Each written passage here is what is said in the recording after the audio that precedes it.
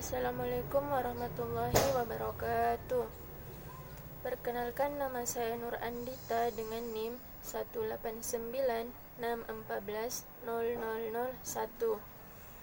Baiklah, saya akan memaparkan materi mengenai sejarah pemikiran aliran moneteris.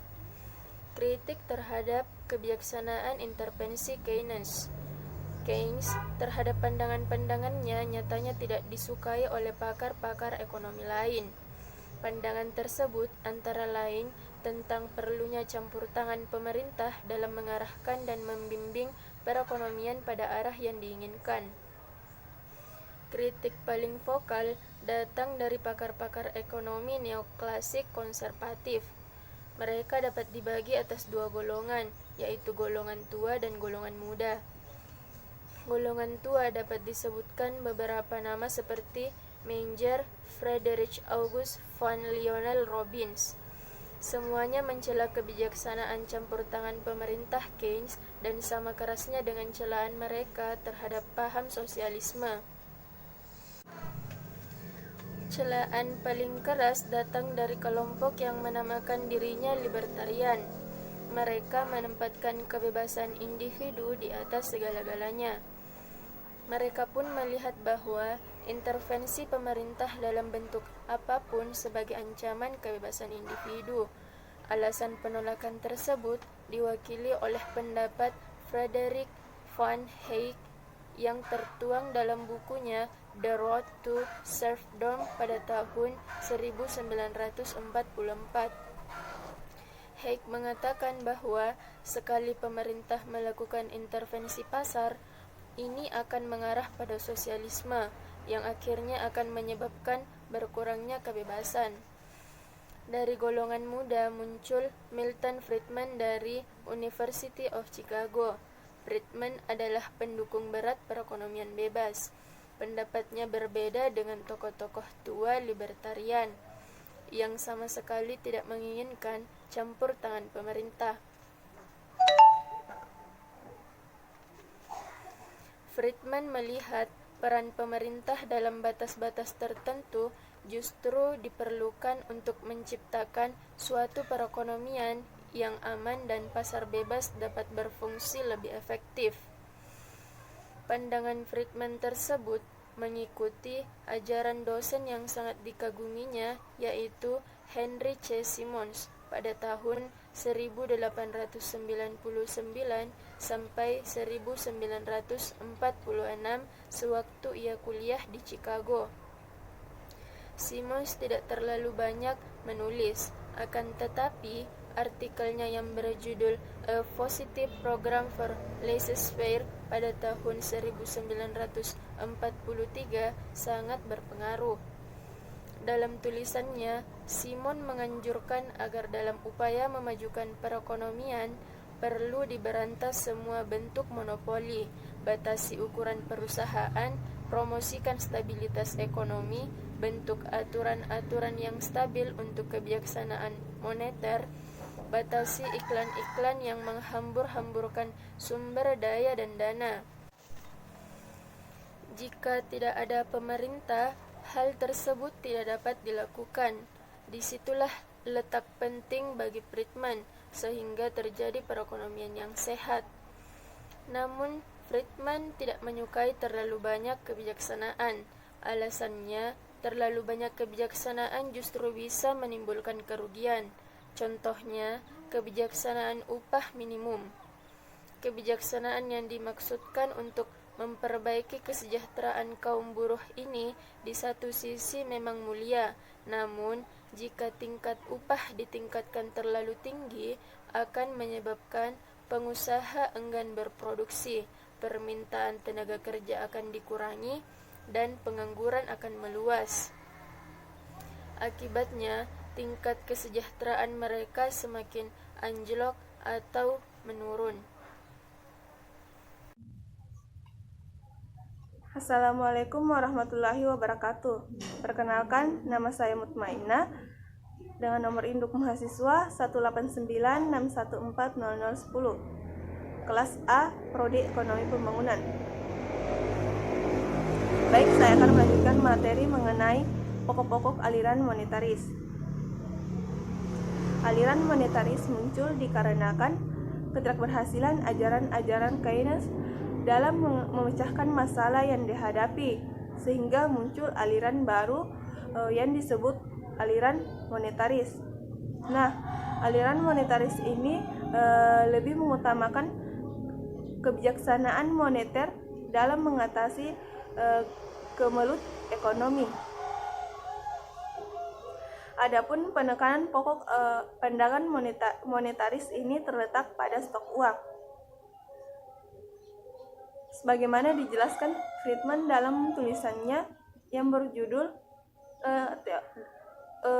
The Theoretical Framework for Analysis pada tahun 1970, bahwa perubahan dalam jumlah uang beredar sangat berpengaruh terhadap tingkat inflasi dalam jangka panjang dan perilaku JNP real dalam jangka panjang. Kemudian Friedman selalu menekankan bahwa perilaku dalam laju pertumbuhan jumlah uang beredar, akselerasi dan dekselerasi sangat mempengaruhi aktivitas ekonomi real. Artinya, semakin banyak jumlah uang beredar di masyarakat, maka sangat berpengaruh terhadap perekonomian.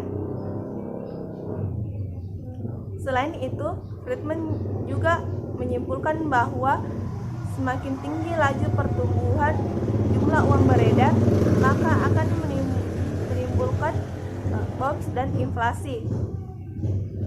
Kemudian, Friedman mengingatkan bahwa walaupun laju pertumbuhan sangat menentukan unjuk kerja JNP, akan tetapi dampaknya tidak secara langsung dirasakan, melainkan dampaknya akan muncul setelah beberapa waktu. Mengingat hal itu, Friedman mengingatkan untuk tidak bermain-main dengan kebijakan moneter.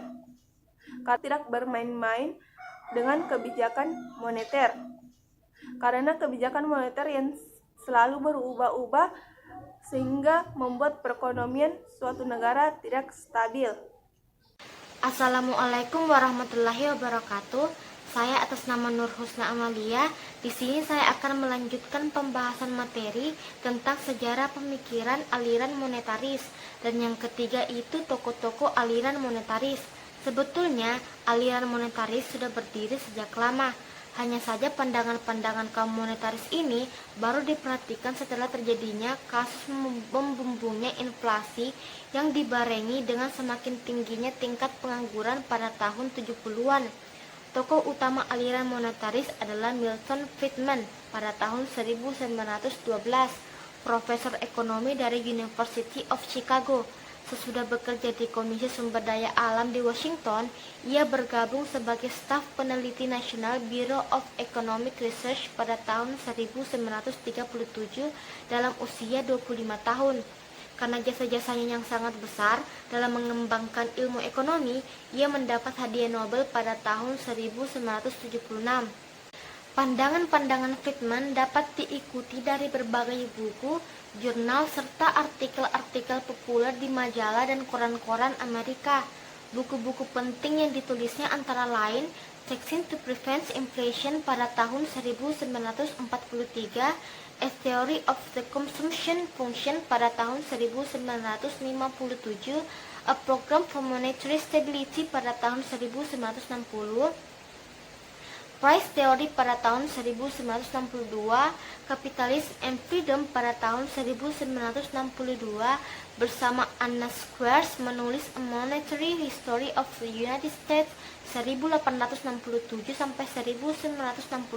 Pada tahun 1963, Inflation Cases and Consequences pada tahun 1963, The Great Contraction pada tahun 1965, The Optimum Quantity of Money pada tahun 1969, A Theoretical Framework for Monetary Analysis pada tahun 1971, kumpulan tulisan populer There's no such thing such as a free lunch pada tahun 1975, monetary trends in the United States and the United Kingdom pada tahun 1982, dan bright promises and dismal performance pada tahun 1983. Antara Friedman dan monetaris sering dianggap sebagai sinonims, tetapi ini tidak berarti bahwa ia sebagai satu-satunya. Tokoh-tokoh lain yang dianggap sealiran atau pendukung-pendukung aliran monetaris antara lain Karl Barnett dari University of Rochester, Alan Meltzer dan Bennett McCallum dari Carnegie Mellon, Thomas Mayer dari University of California, Philip Kagan dari Columbia University, David Laidlaw dan Michael Parkin dari University of Western Ontario, dan William Poole dari Brown University. Perlu juga dicatat bahwa pendukung aliran monetaris tidak terbatas pada ahli-ahli ekonomi dan kalangan akademis saja. Lembaga seperti Federal Reserve Bank dan City Louis dan komite-komite kongres juga banyak menganut perspektif monetaris. Terima kasih. Assalamualaikum warahmatullahi wabarakatuh. Perkenalkan, nama saya Suci Wahyuni dengan nomor induk mahasiswa 1896140012. Baik, di sini saya akan melanjutkan materi keempat, yaitu perbedaan monetaris dan Keynesian. Banyak perbedaan pandangan antara kubu Keynesian dan monetaris dalam melihat gejala-gejala ekonomi. Dalam melihat perekonomian secara agregat, kubu Keynes percaya bahwa perekonomian cenderung berada dalam posisi keseimbangan tingkat output rendah. Ini terjadi karena pengeluaran agregat cenderung lebih kecil dari penerimaan agregat dan kurang ampuhnya mekanisme. Kaum monetaris tidak percaya pada teori Keynes yang mengatakan bahwa perekonomian cenderung berada pada keseimbangan tingkat output rendah disebabkan kurang ampuhnya mekanisme korektif untuk membawa pasar kembali pada posisi keseimbangan pemanfaatan sumber daya penuh. Antara kubu Keynes dan monetaris juga berbeda dalam melihat penyebab terjadinya fluktuasi ekonomi. Menurut kubu Keynes, fluktuasi ekonomi terjadi karena terjadinya perubahan dalam faktor-faktor yang menentukan pendapatan nasional, seperti pengeluaran pemerintah, investasi, dan konsumsi masyarakat.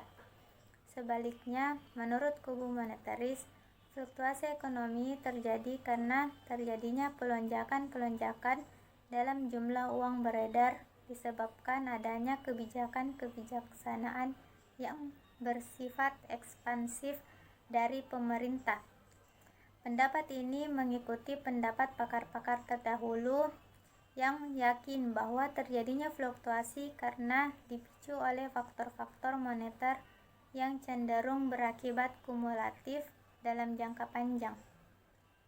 Menurut Friedman dan Anna Silworth, hal ini berlangsung karena terjadinya crash pada pasar modal 1929 dan faktor-faktor lain yang disosialisasikan dengan berkurangnya aktivitas ekonomi tahun 20-an yang menyebabkan berkurangnya minat orang memegang surat-surat berharga dan lebih menyukai memegang uang tunai.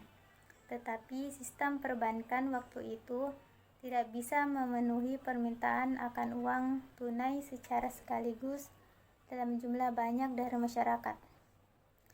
Dengan alasan di atas, kaum monetaris menyimpulkan bahwa fluktuasi dalam jumlah uang beredarlah yang menyebabkan terjadinya fluktuasi ekonomi, dan bukan sebaliknya, sebagaimana yang dianut kubu Keynes.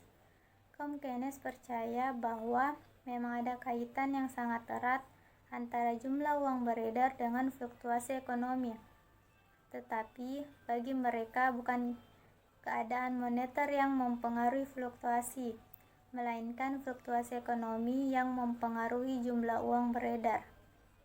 Kebalikan dari kubu Keynes yang lebih menyukai kebijaksanaan fiskal, kubu monetaris lebih suka menggunakan kebijaksanaan moneter sebab dampaknya lebih jelas daripada kebiasaan fiskal.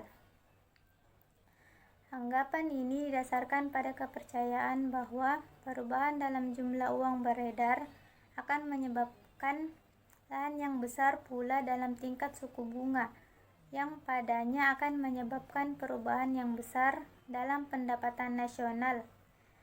Ini jelas terbalik dengan anggapan kaum Keynes yang melihat perubahan dalam jumlah uang beredar tidak begitu mempengaruhi tingkat suku bunga, sehingga dampaknya terhadap pengeluaran agregat juga kecil. Perbedaan lain antara kubu monetaris dengan kubu Keynes adalah mengenai jangka waktu analisis. Kubu Keynes tidak terlalu memperhatikan analisis jangka panjang, sebab seperti kata Keynes, dalam jangka panjang kita semua akan mati. Tidak demikian halnya dengan kubu monetaris yang diwakili Friedman.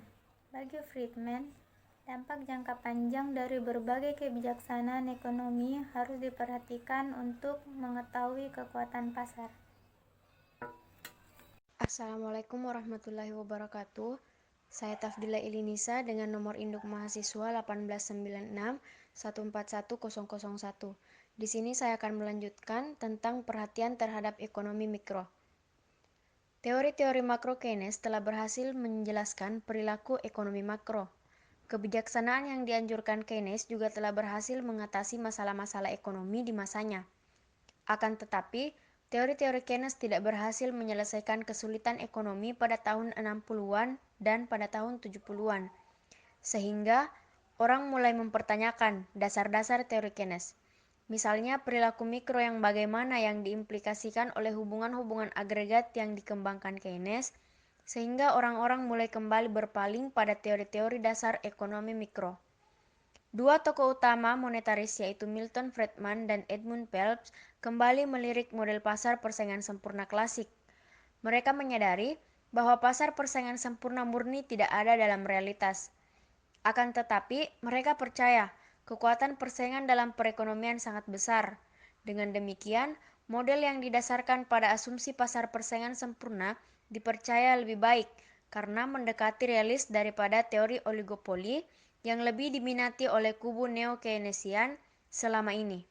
Mereka menganggap harga-harga dan tingkat upah fleksibel menyesuaikan diri dengan keadaan. Dengan begitu, pasar cenderung mendekati posisi keseimbangan. Dalam posisi ini, pasar disebut bersih karena setiap orang dapat membeli semua barang dan jasa yang ingin dibelinya. Setiap penjual pun dapat menjual sejumlah barang dan jasa sesuai harga pasar. Pasar seperti ini hanya ada pada pasar persaingan sempurna, sehingga sumber-sumber daya dapat dimanfaatkan sepenuhnya. Menurut kubu monetaris, bias dari pasar tersebut hanya terjadi jika pelaku-pelaku ekonomi membuat kesalahan-kesalahan, sehingga keseimbangan terjadi pada level output yang lebih rendah dari yang seharusnya. Dari uraian di atas, kubu monetaris terutama Friedman dinilai sangat berjasa meluruskan falsafah liberal kaum klasik kembali, sebagaimana yang diajarkan oleh Adam Smith. Argumentasi Friedman untuk menyokong ajaran klasik ialah bahwa benefit yang diterima lewat terlalu banyaknya campur tangan pemerintah. Dengan anggapan seperti ini, pakar-pakar ekonomi masa sekarang berusaha mengembalikan orientasi analisis pada ajaran klasik, baik mengenai asumsi yang digunakan, struktur model yang disusun, metodologi yang digunakan, memandang arti penting uang dalam ekonomi, maupun dalam memilih kebijaksanaan ekonomi yang hendak dijalankan. Sebagai kesimpulan, ajaran-ajaran Keynes pernah sangat berhasil dalam mengatasi persoalan ekonomi selama kurang lebih 3 dekade. Akan tetapi, dalam menghadapi masalah-masalah ekonomi tahun 60-an dan 70-an, teori-teori Keynes tampaknya lumpuh total. Hal ini bukan berarti teori-teori yang dikembangkan Keynes tidak relevan dan dapat diabaikan begitu saja. Dalam hal ini perlu diperhatikan bahwa keadaan dan permasalahan yang dihadapi tahun 60-an dan 70-an berbeda yang dihadapi pada era Keynes. Pada era Keynes, masalah ekonomi yang menonjol adalah masalah depresi, yaitu suatu keadaan di mana kegiatan ekonomi sangat merosot. diiringi oleh deflasi dan tingkat pengangguran sangat tinggi. Di lain pihak, pada tahun 60-an dan 70-an, masalah yang dihadapi justru keadaan sebaliknya. Kaum monetaris, terutama Friedman, sangat berjasa dalam menemukan arti penting laju pertumbuhan uang terhadap aktivitas-aktivitas ekonomi. Secara keseluruhan, harus diakui bahwa pengaruh pandangan Friedman dalam kebijaksanaan ekonomi sangat besar. Hal ini dapat dilihat dan diadopsinya kebijaksanaan moneter Barnes oleh pemerintah Amerika Serikat pada tahun 1979. Friedman sangat anti dengan peran pemerintah yang kelewat besar dalam perekonomian. Pengaruh pandangan Friedman juga dirasakan di Indonesia, terlihat dari kebijaksanaan deregulasi dan debirokratisasi yang pada intinya mengurangi cengkraman pemerintah yang kelewat besar dalam perekonomian Indonesia. Begitu juga dalam menghadapi inflasi tahun 1993 dan tahun 1994, pemerintah juga terlihat berusaha mati-matian menekan laju inflasi di bawah 2 digit. Sebab, para pakar ekonomi di Indonesia dan juga kaum praktisi telah mengetahui dampak negatif yang sangat besar dan keadaan inflasi yang secara sangat vokal disuarakan oleh Milton Friedman dan kubu monetaris.